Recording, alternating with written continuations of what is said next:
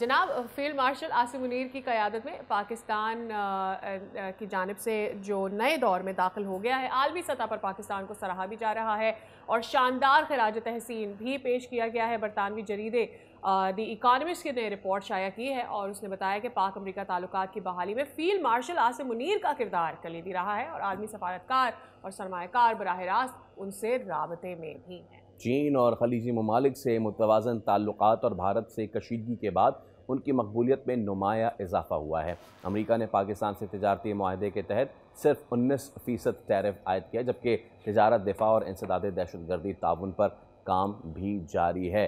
तो अब ये जो सूरत हाल तब्दील होती जा रही है और दूसरी तरफ भारत जो है वो उस पर टैरिफ लगाए जा रहे हैं। नरेंद्र मोदी जो अपने आप को दोस्त कहते थे, अब उनसे डोनाल्ड ट्रंप बाकायदा नाराज़गी का इजहार कर रहे हैं। इस तमाम तर सूरत हाल पे हम बात कर लेते हैं। दिफाई तर्जकार ब्रिगेडियर रिटायर्ड वक़ार हसन साहब हमारे साथ मौजूद हैं। वक़ार साहब, वेरी गुड मॉर्निंग और बहुत शुक्रिया आपके वक्त के लिए।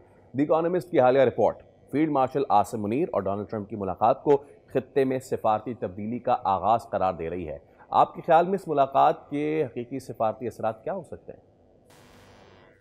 आई थिंक आपने अगर लीडरशिप का जायजा लेना हो किसी भी पॉलिटिको मिलिट्री लीडरशिप का, उसमें 3-4 चीजें बड़ी अहम होती हैं। एक तो आपका विजन है लीडरशिप का कि अपनी नेशन के बारे में, अपने इंस्टीट्यूशन के बारे में किस तरह वो सोच है उनकी, किस तरीके से आगे चलाना चाहते हैं। दूसरा फिर आ जाती है बेसिकली इट्स योर आप कह लें एबिलिटी टू देन इम्प्लीमेंट, जिसको कहते हैं कि एक्ट आप कैसे करते हैं और आपके एक्शन से फिर स्ट्रेटेजिक इम्पैक्ट क्या आता है विद इन योर कंट्री और रीजन में। और तीसरा जो है definitely is your ability to basically serve your national interest, और विल जो है आप में मेनली कितनी है काम करने की सलाहियत जो है। तो अगर आप थोड़ा पीछे जाएं 2-2.5 साल पहले, जब से फील्ड मार्शल आसिम मुनीर बने आर्मी चीफ, पाकिस्तान के आप देखें कितना डीमोरलाइजेशन थी, रीजन में अच्छी खासी आइसोलेशन थी, इकोनॉमिकली लोग श्रीलंका होने की बात करते। लेकिन आई थिंक डे 1 से पहला विजिट उनका LOC पे था, चाहे इकोनॉमिक फ्रंट हो, वॉर ऑन टेरर हो हमारे वेस्टर्न बॉर्डर पे या भारत के साथ, तो फ्रंट फुट पे जाके उन्होंने आई थिंक लड़ना शुरू किया और एक ट्रेजेक्टरी रखी किस तरीके से पाकिस्तान को उस डिफिकल्ट सिचुएशन से निकालना है। 10 मई के बाद का Pakistan is a very different Pakistan, और इसमें अगर आप देखें अल्लाह ताला ने बड़ी करमनवाजी की, लेकिन डेफिनेटली उसमें एक लीडरशिप का रोल होता है। मिलिट्री प्लानिंग कैसे की गई, रिस्पांस जो था, पाकिस्तान की प्रेस्टीज बहुत ऊपर गई है। अभी अगर आप अमेरिका पे आने से पहले थोड़ा सा जायजा लें कि रीजन के अंदर जो मिलिट्री डिप्लोमेसी थी फील्ड मार्शल की, वो कैसी रही।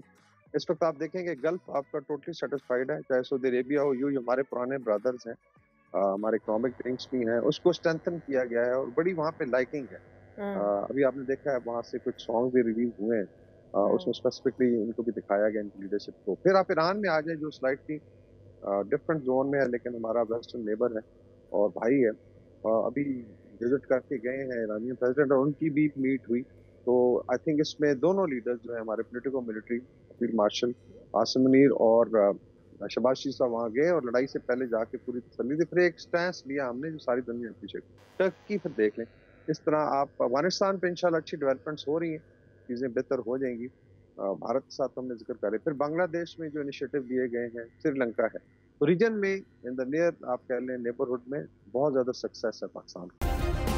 सब्सक्राइब करें और बेल दबाएं ताकि कोई खबर रह न जाए।